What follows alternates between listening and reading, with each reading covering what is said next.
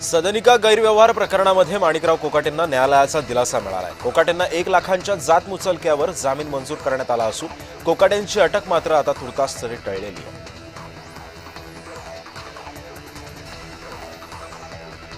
कोकाटेंच्या शिक्षेला स्थगिती देण्यास न्यायालयानं नकार दिलाय। कोकाटेंची आमदारकी राहणार की नाही याबाबतचा निर्णय अजून सुद्धा विधानसभा अध्यक्ष राहुल नार्वेकर यांचा असणार आहे।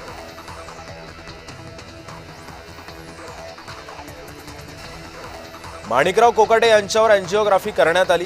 त्यांच्या रक्तवाहिनीमध्ये 4 अडथळे आहेत अशी माहिती डॉक्टरांनी दिली आहे। कोकाटे यांना बायपास शस्त्रक्रियेची गरज असल्याचं सुद्धा डॉक्टरांनी सांगितलंय।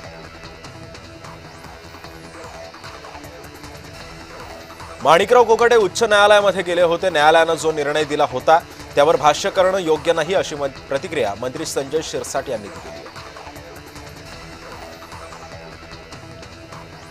मीरा रोड मधील संदीप तिवारी आणि अन्य भाजपच्या पदाधिकाऱ्यांनी भाजपची साथ सोडली आहे। संदीप तिवारींनी उद्धव ठाकरेंच्या उपस्थितीमध्ये महातोशीलमध्ये ठाकरे गटामध्ये प्रवेश केला। त्यामुळे आता भाजपला मीरा भाईंदरमध्ये धक्का बसला असल्याचं बोललं जात आहे। पुण्यात पवार गटाची एक महत्त्वाची बैठक पार पडली। या बैठकीला प्रदेशाध्यक्ष शशिकांत शिंदेंनी हजेरी लावली असून त्यांनी इच्छुक उमेदवारांसोबत संवाद सुद्धा साधलाय।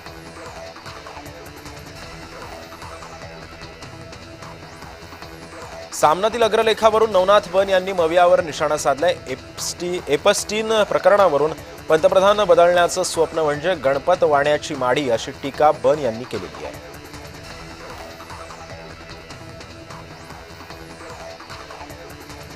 कोकाटेंवर कारवाईसाठी निकालाची वाट बघावी लागेल। हा लोकशाहीचा खून आहे अशी प्रतिक्रिया रविकांत तुपकर यांनी दिली आहे। एकाला एक न्याय आणि दुसऱ्याला वेगळा न्याय असं चालणार नाही असं वक्तव्य सुद्धा त्यांनी केलेलं आहे।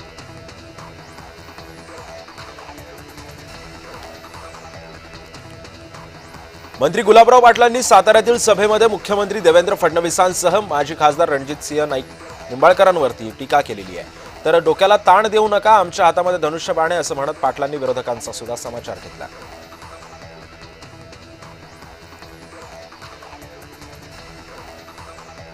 मंत्री संजय शिरसाटांनी मलिकांवरती जबाबदारी देणार असाल तर राष्ट्रवादी सोबत युती करणार नसल्याचं वक्तव्य केलेलं आहे।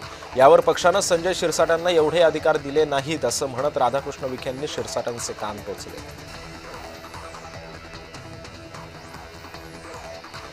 2017च्या मुंबई मनपा निवडणुकीमध्ये शिवसेनेनं निवडून आणलेल्या 84 जागांवरती शिंदेकडून दावा करण्यात येतोय, तर या जागा सोडायला भाजपकडून स्पष्ट नकार दिला जात असल्याची माहिती सूत्रांनी दिली आहे।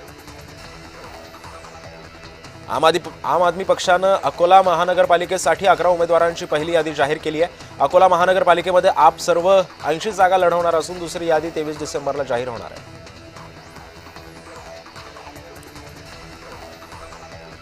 मुंबईतील एका कार्यक्रमामध्ये उद्योगपती सज्जन जिंदल यांच्याकडून मुख्यमंत्री देवेंद्र फडणवीसांचा पंतप्रधान म्हणून उल्लेख करण्यात आला।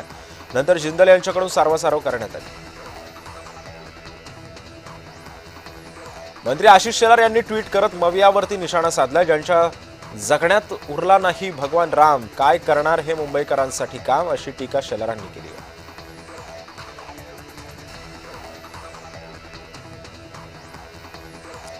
अंबादास दानवे यांनी आशिष शेलारांच्या ट्विटला जोरदार प्रत्युत्तर दिलंय। मुंबईमध्ये उद्योजकांच्या दलालीची दुकानं थाटली जात आहेत। असं असलं तरी सुद्धा ठाकरेंच्या भीतीपोटी नकलीपणाचा शृंगार सुरू असल्याची टीका अंबादास दानवे यांनी केली आहे। शेलार आणि उपाध्याय काव्यात्मक टीकेला गजानन काळेंनी प्रत्युत्तर दिलंय। दोघे सुद्धा आता कवी झाले असून ठाकरेंमुळे विचारांना अजून काय काय करावं लागणार ते देवाभाऊ जाणे अशी टीका काळेंनी केली आहे।